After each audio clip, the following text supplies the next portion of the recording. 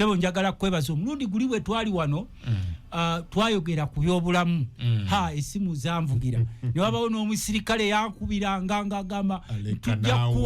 tujja kuwamba mwe mulaba ku byobulamu naye kino njagala mukiwulirize yakubira esimu nina omusirikale yankubira esimu nze byange omayise ogera byagamba kyo musirikale nga jeka abalala oyo yena munotisinga nate anti yakubira ne ku WhatsApp ngali mu byambalo byamaje nagamba obate ku desk kafananyi nate nzanti profile so nayogera ki nagamba kakati mwe mwefuula mwe mulabe ebizibu ebiri mu dwaliro ly'emulago tujja kuwamba nemugase nti bobo oyogera ku byokuwamba nze ndi kagubiru kati fe waliwo ebintu ebitatutiisa nti gundi omusse gundi omuwambye simanyi gundi omutute mu basement ate tukyatya nze nva mu nsi ey'obuwanga bajjajja bange baali balwanyi manyi olusozi lwe bayita Walusi nakaseke luli luweero lwe bayita Walusi lwe bayimirirako okulaba ensi Uganda bagamba ensi yonna luli mu ttaka lya jjajja wange wali muwanguzi ekiwanguzi owulira sebo nva mu nsi toli muzibu wa musango anti wuliriza nze nva mu nsi ey'obuwanga nva mu nsi tozanyiranga ku muntu ava luweero tulina anti nkugamba bwajja bwe twogera ku mbeera eriwo kubanga oli bw'oyogera nti emulago kisa kinegula abali ayo olingaga nti ffe abatava mu buwanga kati n'ab'e Masaka b'obakyaza bateesatiisa mbusimanyi twasomoka lwera twasomoka lwera waliwo nempula sibe twasomoka n'ekongoliro oba bano abavene ekyaggwe basomoka wa bosimanyi abo bagamba ab'ekyaggwe mugamba nti muli bakunja naye omukunja osobola okudiringa naye kuba omusezi tasobola kulumba mu nyumba naye bwe nkugamba nti nva mu nsi ey'obuwanga fabamu mutulaba tuli awo tetukyayogera nnyo nnaku zino kubanga tulaba ebintu ebiriwo n'ebyaviirako abantu baffe miliyoni namba okufa mu Luweero Triangle bwe nkugamba nti nva mu nsi ey'obuwanga olina okunetegereza ennyo nva mu nsi ey'obuwanga si obuwangwa naye ensi ey'obuwanga Skulls land of Skulls nva mu Gologosa nva mu Gologosa n'olwekyo bw'ojja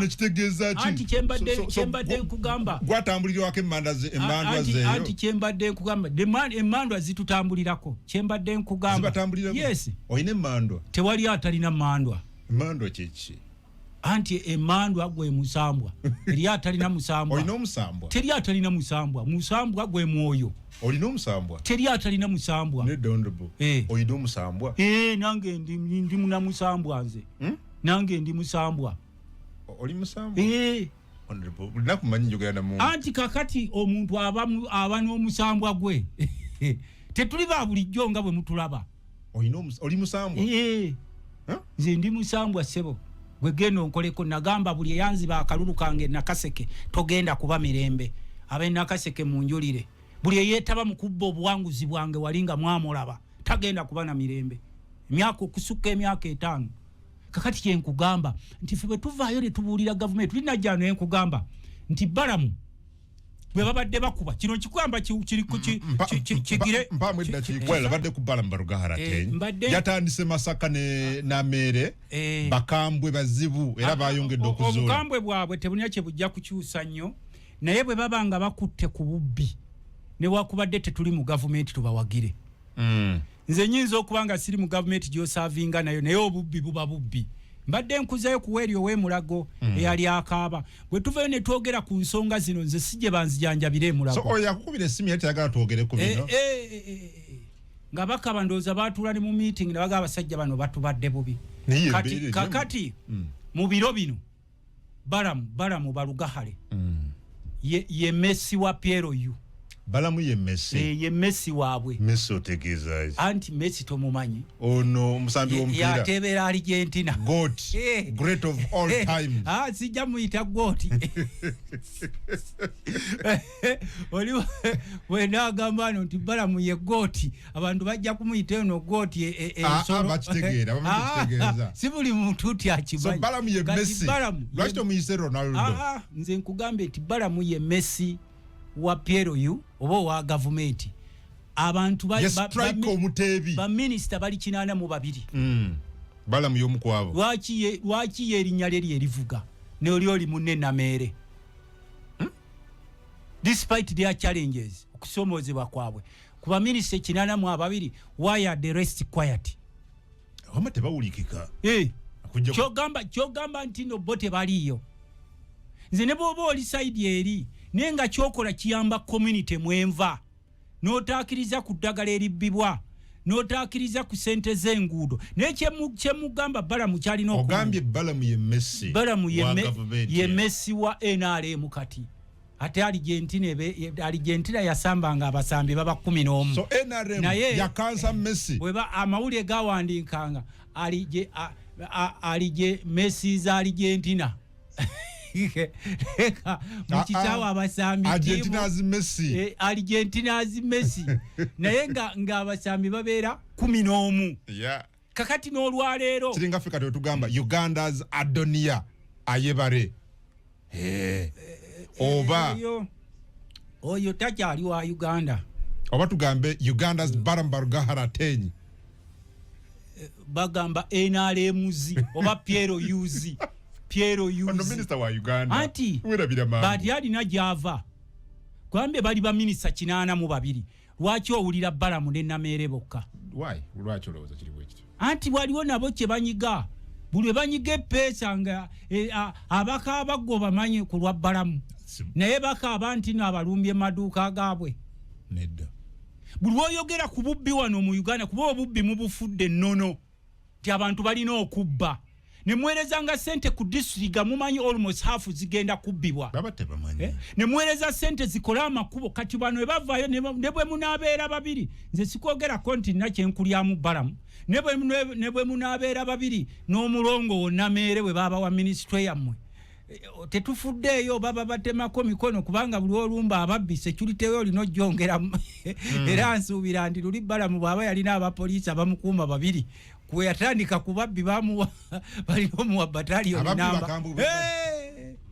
ate alya nabo ababbi olina okwegendereza obutwa bayinza n'okuwa obutwa gw'omanyi contracts zayogerako ez'abanene chucks zayogerako because tetwogera bino byaffe bya bufuzi NRM opposition we are talking about grand thieves ababbi bali bakungwa abajje projects za government abazise abantu ne babeereyo mu kyalo buli kaseera balinda government ebayambe ne bafa olwaleero abakalamoja baali badde bafenjala nga singa tulinawo ne ministry number ministry of Kalamoja neunya abakalamoja bafenjala abakalamoja ate bano bakulipo olabanga bano bakulipotingiddeko 10 yongerako 0 bano bakulipotingirako nti abakalamoja bafudde 10 bano yongerako era babera 10 kuba bano tebali na mazima naye nga tulina ne ministry ya Kalamoja so bw'olabanga bano abatono ennyo bavuddeyo ku lw'abangi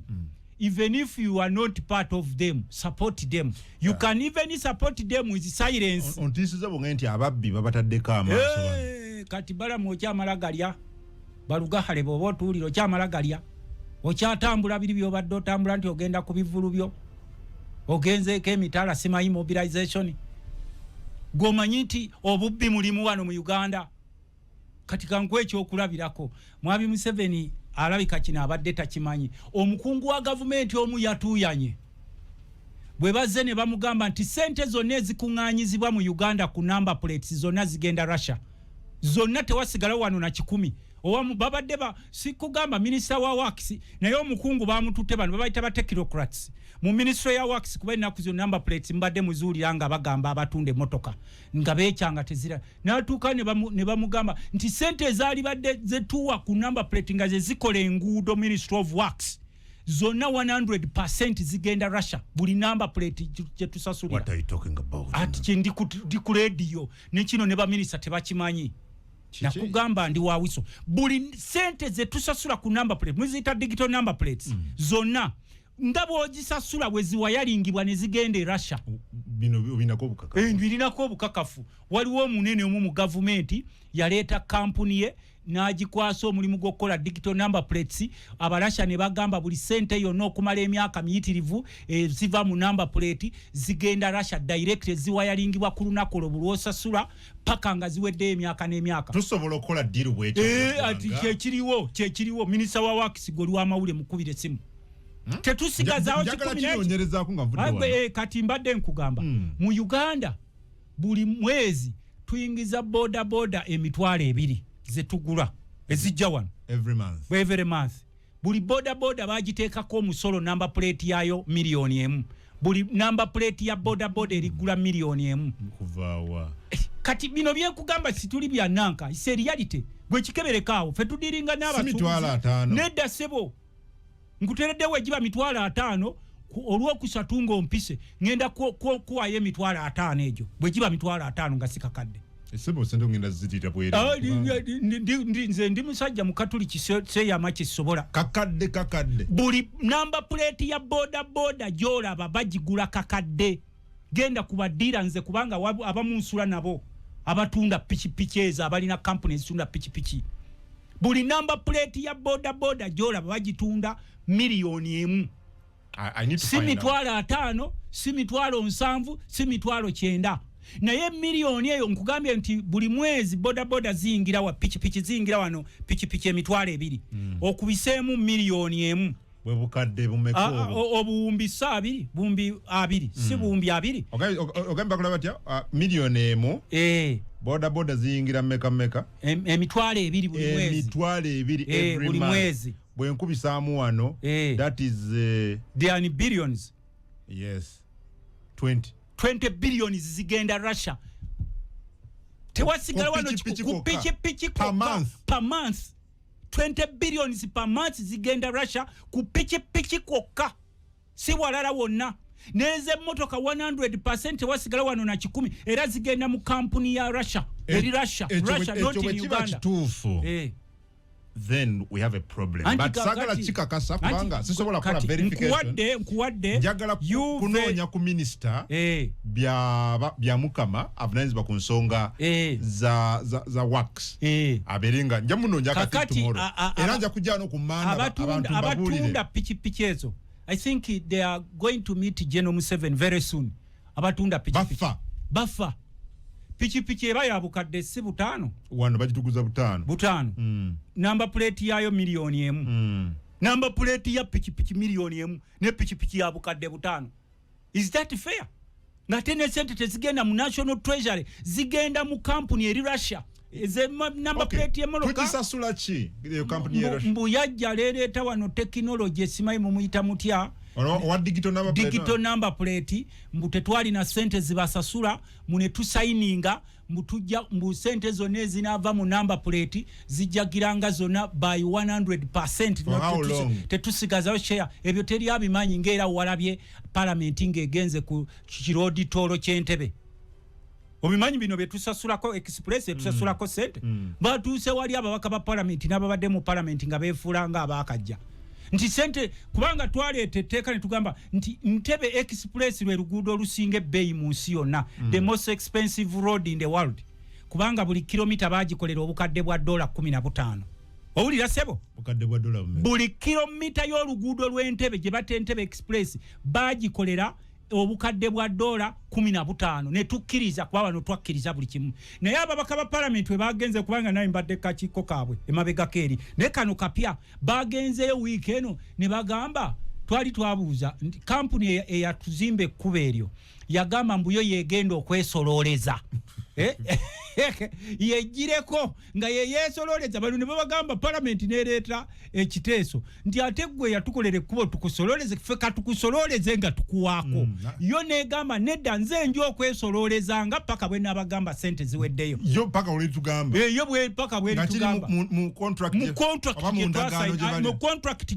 gye twakola nabo and even parliament is aware of that kati lero we bagenzeeyo nga babagamba nti how sure we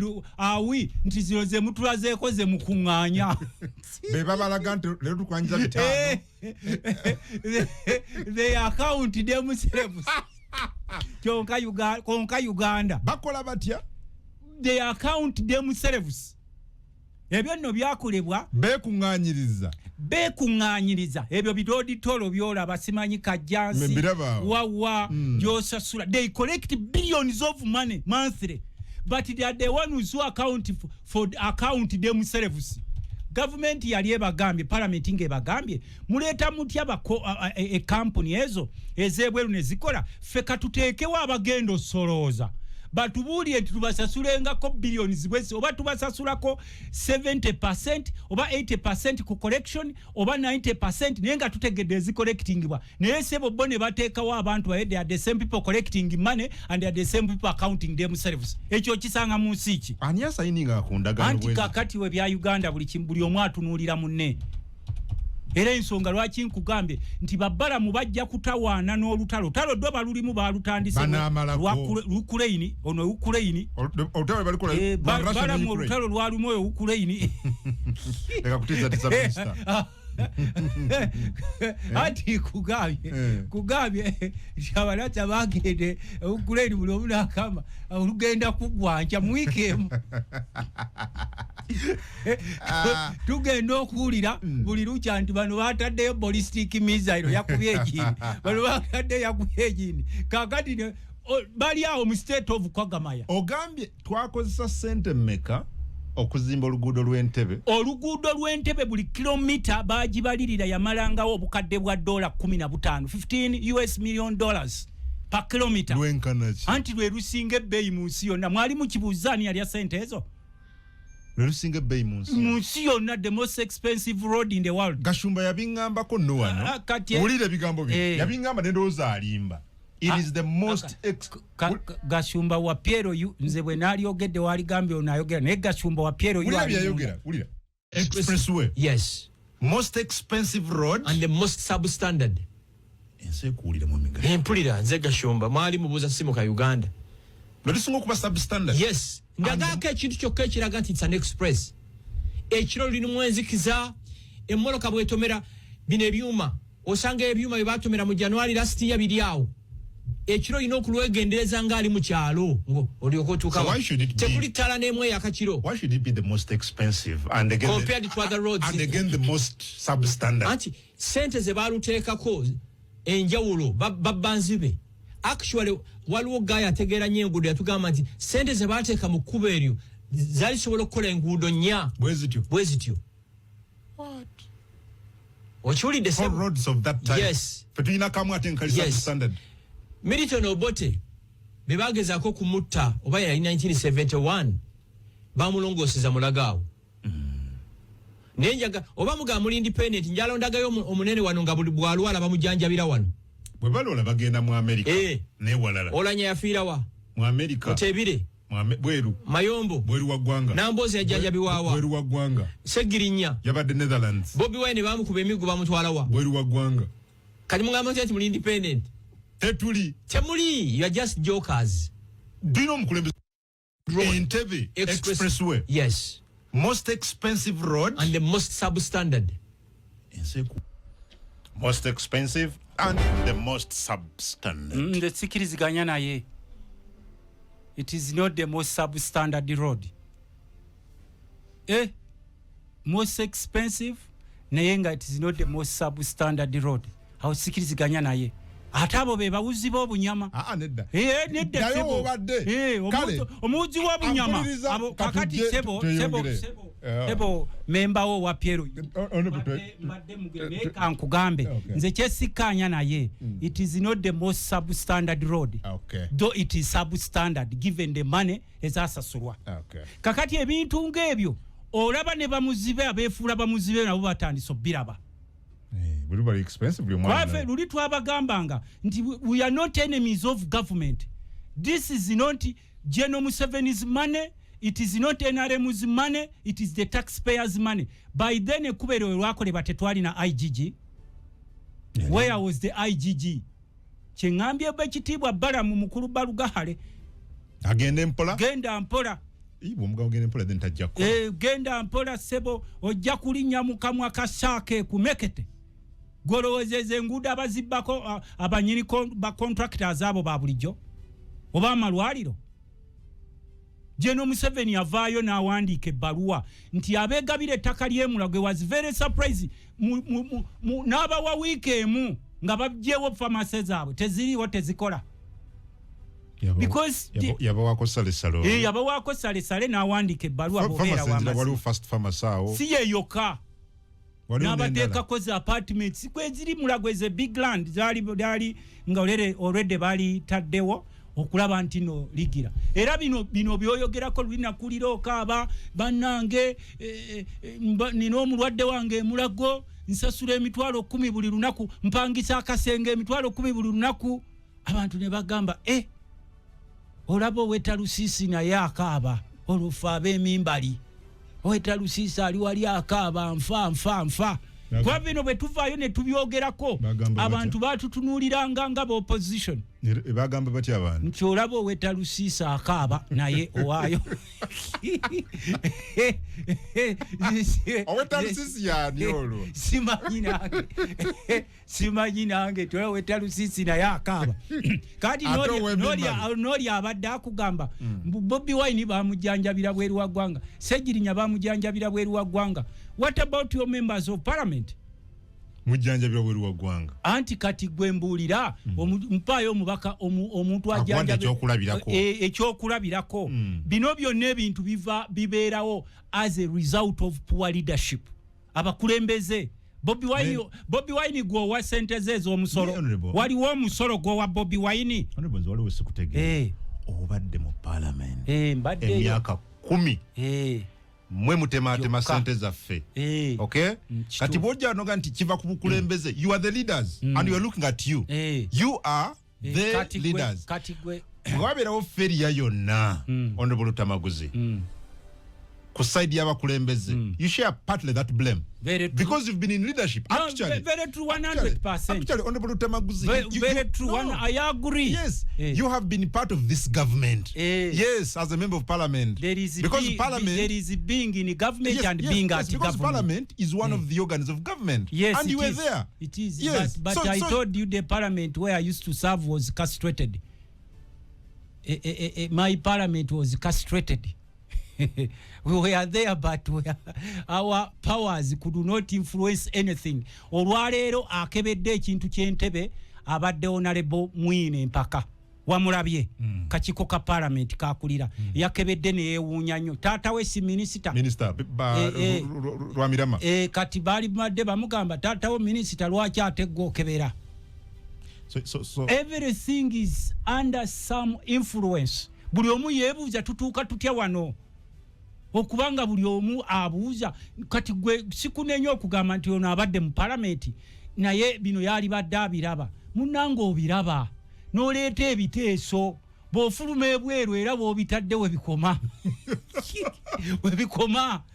mubongerako ne bisigale wende state ekutunuulira etakulaba nga alternative government n'ekulaba nga enemy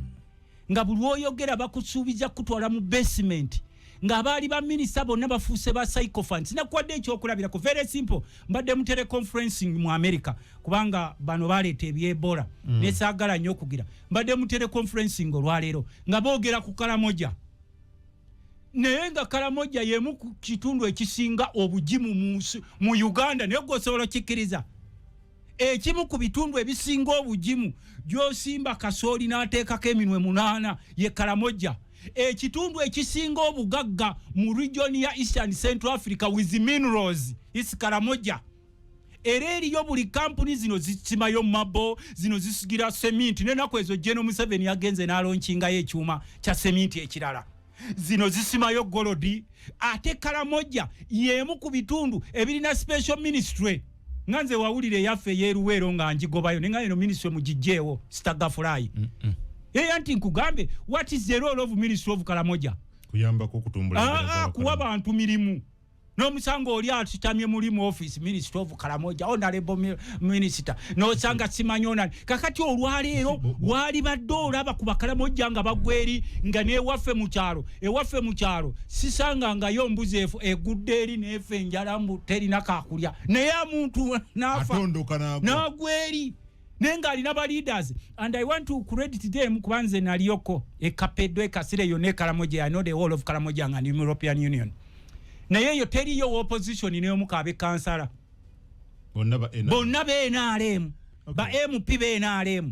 so where is the problem Yeah, but you see, okay, leadership. Where is the problem? You said leadership. You have a minister, you have ministers, even a minister of Karamoja is a Karamajongo, is my friend. A minister of Karamoja is a Mukaramoja.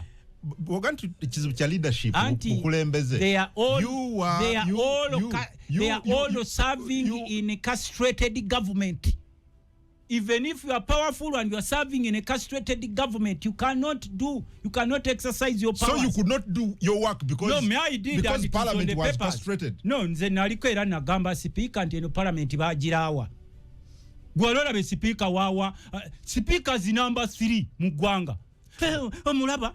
nga yagala fukamira n'obuga kikyate. What's the problem? You don't feel your powers. So parliament je walimu yalindawe. Neno ndawe. In parliament zine zaba dictator bamala zirawa.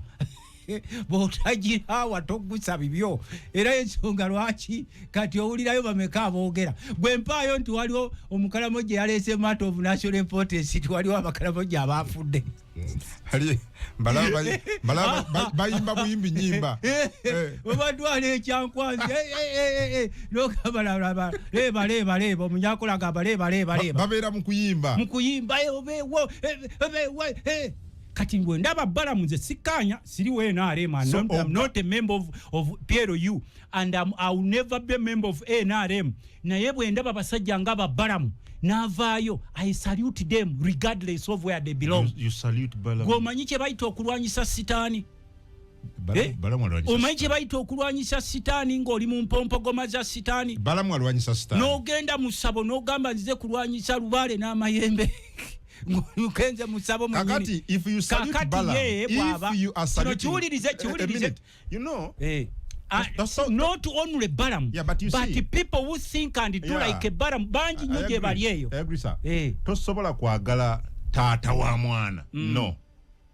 Tosobola kwagala mwana nga toyagala kitaawe. Ekyo kibaawo. Balaam. Ekyo kibaawo. Bwe wali owasa mukazi wo ne taata we wamuleeterako. Wali owasa mukazi wo ne taata we wamuleeterako. Abako baakugamba mbu tosobola kutwala mukazi nga ne taata we tomututte. Era ne wamanya nti ono omukyala gwe njagala taata waabeereyo. Owulidde ssebo? Kakati Honorable Lutamaguzi. Bwoba n'omwana omuto eka myaka 5 myaka 6 tosobola kummatiza n'akamu nti omwana oyo omwagala nnyo ng'ate toyagala taata we oba maama we oba olimba kati Balamu tekibaayo ne Namere b'osuusuuse b'owanye beweebazizza b'otendereza lindako just a minute Gulumiza. These are products of NRM. These are products of Mr. Museveni. These are products of Genomohoz Kinerugaba.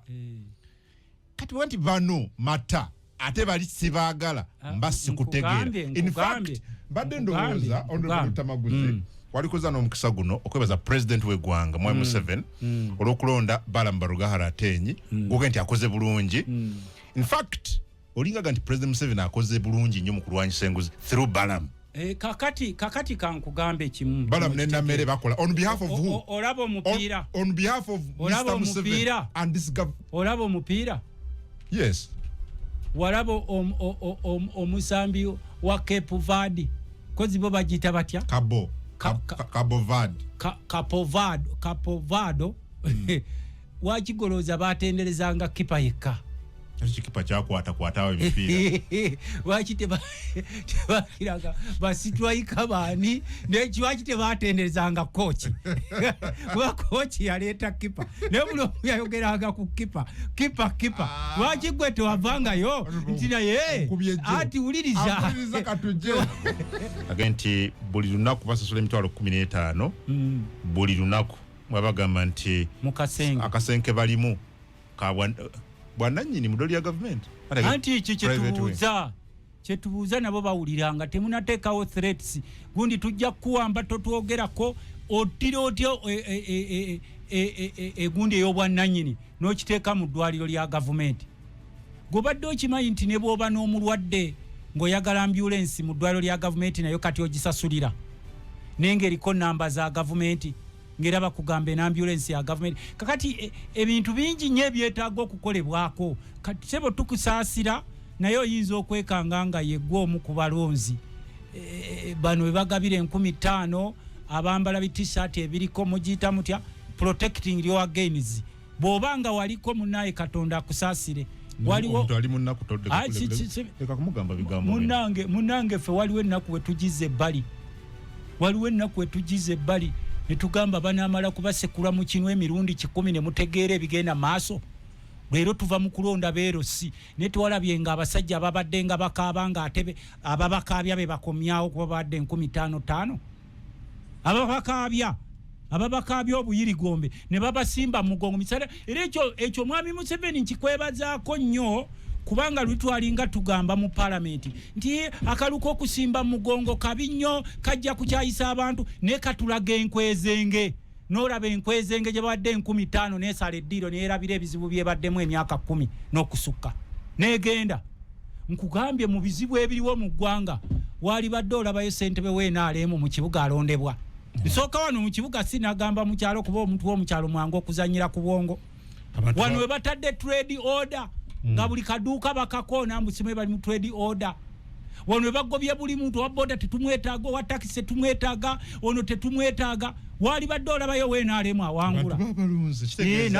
abantu bategeera ebirungi byebakola wabadde obubbi n'obufere yawangudde ewange ku kyalo kyange bakita mayungwe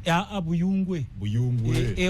ewaffe gyenva ne walonze ewaffe nze saalonze nakubuulirako misana nze siri bw'olinda banga nzeyo okwetaba mu kulonda okutegekeddwa abasajja bano oŋŋamba bantwala emulago manye ebutabika no a good citizen has choice nze okalulwakange najja ne bannondo abakulu ne batwala okwetaba mu kusalawo ku future y'ekyalo kyo future esazibwawo amagye sikulaze wano nga n'ebitundu ebirala enakaseke byonna obwedda bajjuzaayo magye nga ge batwala enakaseke mbikulaze wano nga bagenze nabo olaba omuntu atuuka okululunkanira akalukero si wano naye basajja mmwe okuswala kuli baawoddi n'oyiwa amagye kalulukero si wano nze naali badde saalonze nze nabigiramu abasiramu mutero gamba inna lillahi wa inna ilaihi raji'un n'oddayo eka okulonda kwa Uganda nagamba nti bw'olinda banga nkuzeemu osabanga abeewaffe bantwale akalunga kakuyisa bubi sikumpisa bubi akaluwa akewaffe bajja ne babba obuwanguzi bwaffe misana sikukyawa why do I pretend? No, you should have voted for your chairperson. No, voting for what? Abalala bagenze okulonda alabe bakola ki?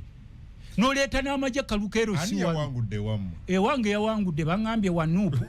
Mubabadde bagamba mbwe wa papa tolonderawo musiraamu. Kakati gwe nga memba oleeta mu katuliki. Nga memba wanuupu omukuukuuti. Nali badde nkusubira wabadde wakati mu kunoonya akaluka. Era nabagamba bwe baba bakubbye tonkubira mulanga bw'owangula alhamdulillah ng'owangudde bwe bakukubirayo tonkaabirira. Si kunyiiga bubi. Why should we pretend? Netugendanga mu bintu bibataddewo ebyekiyaaye nga tubiraba n'osaba ow'akakiiko k'ebyokulonda akakulira tuwedde alafomu za pulezidenti ze walangirirako nga bw'ayogera bw'ate ebundi bujjo nengeddeyo enkima ku muti bw'ate simanyi egindi baasi tabyetomedde abantu bwe bamugamba byayogera ebyo. Why should I participate? Anti kati nkugambye abakatuliki b'e Vatican bagulira batya nti ewa papa balonze Haji yakulembera Vatican nga meya era balonda musajja mu katuliki gwe bamanye ennono. Nze nkugambye saalonze era nakubuulya kwano tisigana muntu agenda kulonda naye bwonsanga mpese engalabi yange mbu ngenda mu kalulu kabano mpita lowooza kwolwo nti ndiko ekikyamu amunote pretender toliddamu kwesimbawo anti bano baba bakategeka siddamu. Okay, 2031 okomawo waliwo akantu kake wazanyanga akennogu kali ke wazanyanga the 21st century fool okyakajjukira ke wazanyanga lwaki wakazanyanga ebiro ebyo lwaki ebiro ebyo wakazanyanga kano ke wagamba nti toja kuvuga bonavuganya bonaddamu okwesimbawo siwe kali katya kagamba omuntu yenna yeetaba mu kutegeka kw'obuluku abasajja bano ajja kuba a fool of the 21st century naye ekyo kyali eri mabega nga baleese ba commissioner Kasule kati n'okigeza ng'okazanya buli kaseera nenkunyonyola nti nakyogera nga commissioner Kasule gwe baleese naye okigeza ng'olina ekikyo kyobala ekyo wakivaako olina ekikyo kyobala kubanga watugamba nti buli muntu era netaba mu kalulu ako nga kateekateekeddwa gavumenti eno ajja kuba omusirusiru omuwumba tuutu owekyasa bwe baali balonze ba commissioner Kasule bonna ab'NRM abaagwa nga bafudde ba commissioner ba electoral commission naye era tugenze okukizuula ng'eyafa n'eyasika bonna be bamu bonna bafaanagana eyafa n'eyasika genda otuuke wali kakiiko k'ebyokulonda olaba nakeero si wano nako mukabba bano bajja kubba n'ebisiimuula byaffe ku mbalaza bana abasajja b'NRM bo bano naawe oli memba waabwe bajja kubba n'ebisiimuula bakugaye nti n'ebisiimuula babitutte babisanzeewo ku nanka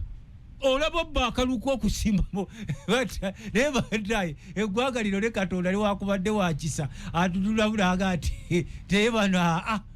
olumu tugenda ffe abamu ne tulowooza abalowooza mu byennono tuba waliwo omusajja ayimirira ku lusozi n'akunamye n'akabina ke mu Kampala obutategeera bonna ne bujjula abantu mu ggwanga lyonna ne tufaanana bwe tutyo nedda kuba kati mbuuzi onoonya gy'oddukira tokyalabayo nogaa tuddukire wani abalala abalyogedde bonna basirise bake balinga amakovu agali mu bisoso bino bye byali bigambo byo bwa president nga akiriza bakada b'NRM bamutegekera okulonda ajja kuba the celebrated fool of the 21st century ekyo tukirumamu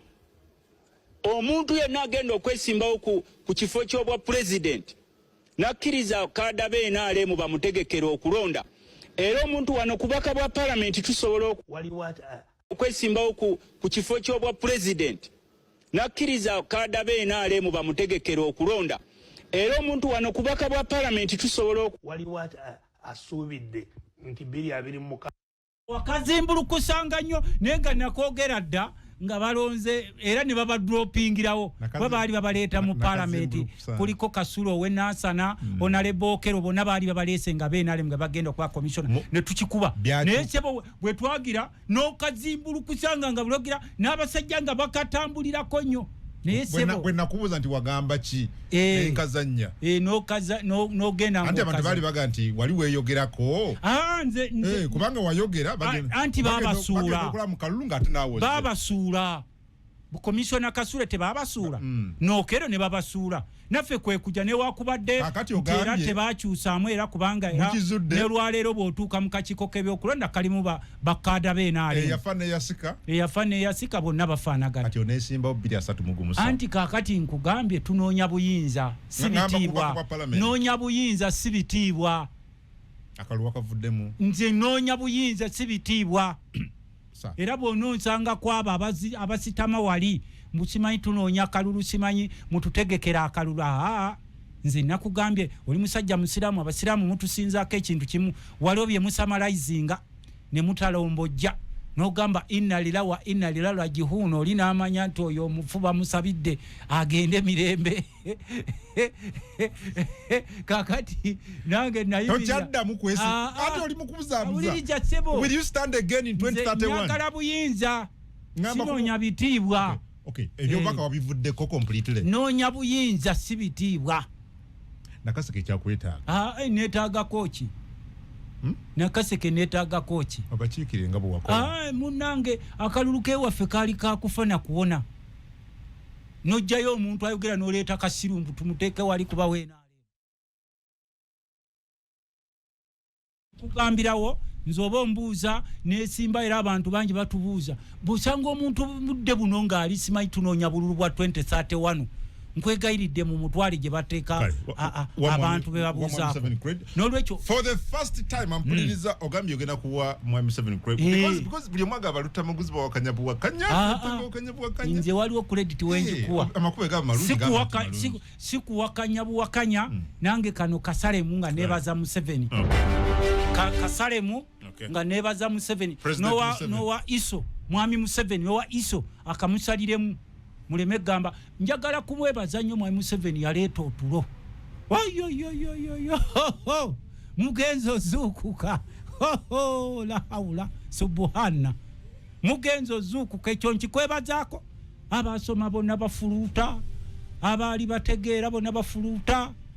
banadini abasinga bonna bafuluta abali ne wabe bagenzo zukuka mu bifuluto nga wonna batuttewo kakati bafuuse momboze ekyo nkikwebaza ogambye yagala kuwa credit where it is due because you think you are an objective person. I'm an objective person. Sebo president nkwebaza waleto otulo. Where is the credit? Ita kubisajja ebikulu bifuluta. No tukakuba abali nuwesubi bonna bafuluta balinze bukumuka buli azukuka ekyo kati okwebakana ko sebo mbu Mwami Museveni yagamba mbu abantu tebebakanga ku mulembe gwa Amini n'Obote mbu yaleeta otulo n'olwekyo sebo nkwebaza gwo gamba tetusiima otulaba kama tugano ati gwe otulo gwe abantu baali bebaka ku mulembe gw'Obote oba Amini oba gwa balutwa sebo tukwebaza otulo batuleeta ye credit osanga alina diguli mukaga nga afuluta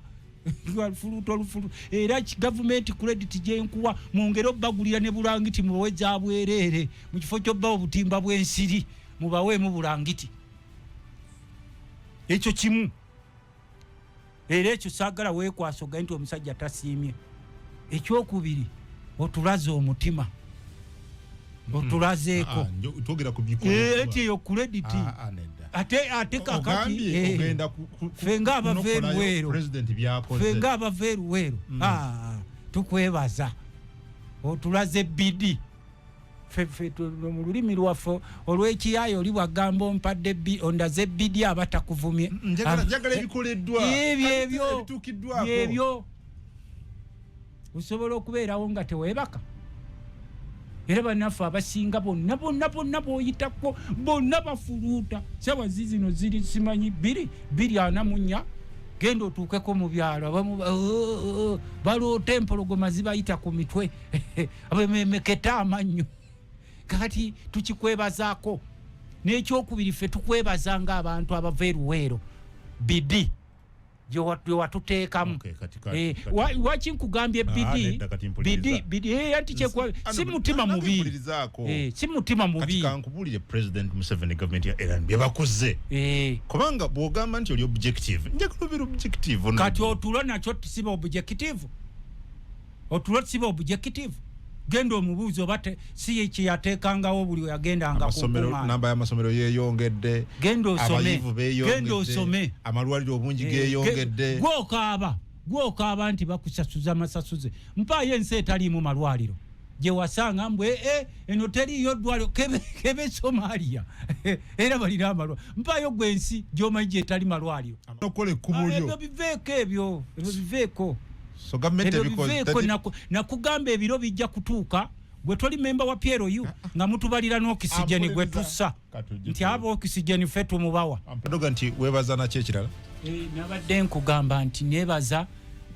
President Museveni bwe yali yakajja yasuubiza abantu okulembeka olira ku mulundi guno bwe babadde basenda obuduuka mu trade order tebawuddewo weenaalemu na opposition n'abaddeko kitisaati kya protecting the gains naye akaduuka ke bakakonye ku trade order ate mwebaza nnyo nti mu byalo abasajja osanga omusajja omukulu asitamye ku gombola alinda tampeko y'ebijanjaalo ne bamuwambwa bonna bagaggawale alinda tampeko y'akasooli bagaggawale bamu babawo obukoko 5 mugende ogaggawale kakati embeera eyo gy'abataddemu ne muva mu kukola ne mulindirira ng'obukunkumuka eyo nayo ngimwebazaako naddala mmwe abalengera wa Uganda gyera sebo wanje Honorable okitiwa sebo webale kuweereza ggwanga Uganda n'Obuganda lekuliza sebo oli n'omwogezi wa Minister Patrice Namuganza taata Jona President wa Brain Soja mu ggwanga Uganda webale kuleeta omubaka ow'ensonga taata Nakaseke Honorable Tamaguzi sebo Honorable nkwebaza okuba nti wasigale Nakaseke ng'oweereza abantu abanga nti gwakuuma entebe ye Nakaseke kampulu tamaguzi bajenyumirizaamu ku mwanyi era webale obutakoowa n'okwagala obwakabaka bwa Buganda. Naye ekituufu kyo Minisita Balamu tumwebaza ne munne kye bakoze kituufu kuba kakati enkola gye bakolamu y'eyokulabisa nga bannaffe aba NUP atugamba nti kulabisa bali mu kulabisa kubanga gavumenti etukize tugaane bwe kiba kirwadde kino kya lukonvuba eky'obubbi obulyake n'obukenuzi tekiyinza genda ababbi bali buli sekita yonna kati Minisita Balamu kyagezaako kulabisa naye ojja kulaba gyava gye badde ababbi bayitirivu nnyo talina kyasobola bakolako kubanga Pulezidenti Museveni tukize tugaane ababbi bo bamulema tajja twakola gwakwogera naye nga bannayuganda tulina okufungiza kuba IGG yatugamba tuliyoni 10 buli basoma bajeti zibbibwa buli munnayuganda fungiza tulwanyisa ababbi abalyake n'abakenuzi mbagaza mu njaga Sebo webale nnyo Tata Jona wanjisebo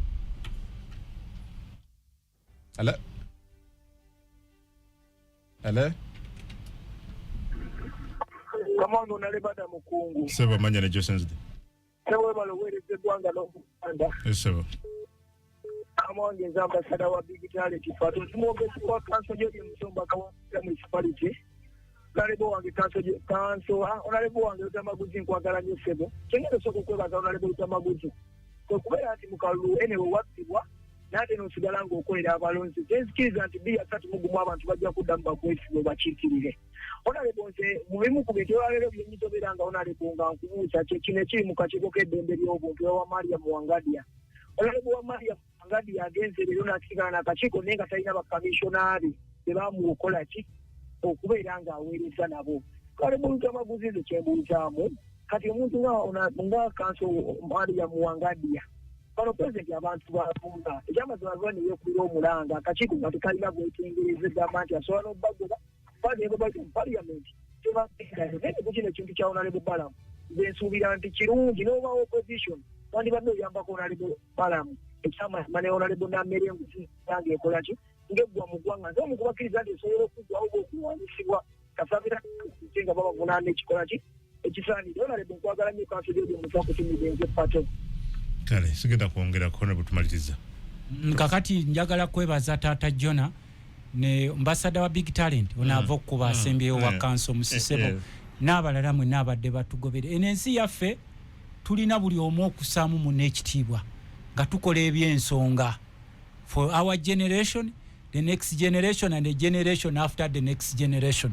Waliwo bannaffe abalowooza nti Uganda ekoma leero namwe tubagamba mweddeko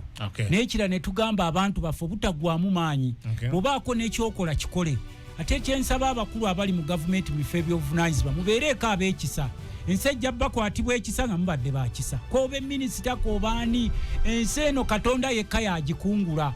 lwaki ensi ogimalirako nnyo oti amaanyi nga gwagenda ogisikira n'olwekyo tubasaba mubeere bakisa buli omu asobola okubaako kyakola nsaasirako nnyo famire y'owekitiibwa Honorable Muwanga Kivumbi bangambye abalaze ebiwundu bingi nnyo ebyamutuusibwako era bagala kumutwala kumukebejja omutwe n'ebiwundu byonna ebimugize n'ebyo byonna tubagamba bya kiseera mubeere bavumu ate era mubeere bakisa mubeere n'eddiini ku mutima neyanzizza nnyo abantu bewaffe Nakaseke manyi omusana gwaka naddala abavubuka mukolese mukulu Vincent Serugo ne bannaffe abalabona mbebaza abaavwangudde bifo bya NUP abeesimbye okuba kyamaani bwerosi abaawangudde n'abaavuganyizza kubanga waliwo bannaffe abaggwamu essuubi nti bantu tebasobola tegeka kyamazima Ssaabasajja Kabaka wangaala ayi Katonda kuuma pulezidenti wange Kyagulanyi nga nkulabye okyusizza amaaso naawe owa Piero y'olina owuwo nze owange ye Kyagulanyi misana n'ekiro teri alitugoba ku Kyagulanyi mpewo yeneemutugobako bwavu bwe bunaamutugobako obukunkumuko obugabibwa bwe bunaamutugobako Kyagulanyi teri kijja kutugoba ku Kyagulanyi embooko ya basement yenaamutugobako ye kiki ekinaamutugobako kuba Kyagulanyi ye waffe anti kati bwe njogedde pulezidenti waffe Kyagulanyi nenkulaba nga amaaso ogakambuwazizza ng'omukozi w'omu basement naye oli ye waffe wamatuuliza nze kungu mwebale abatugoberedde tukwatagane kusanyuka TV ku makya ssaawa 12 naye nga Honorable Tamaguzi bwe tuba naye buli lunaku sebo tukwenza kati kotuwadde Amina sebo odda Kasangombe ngenda neto kyabere nyingi olwembeera eyekiwamba abantu tetwogera we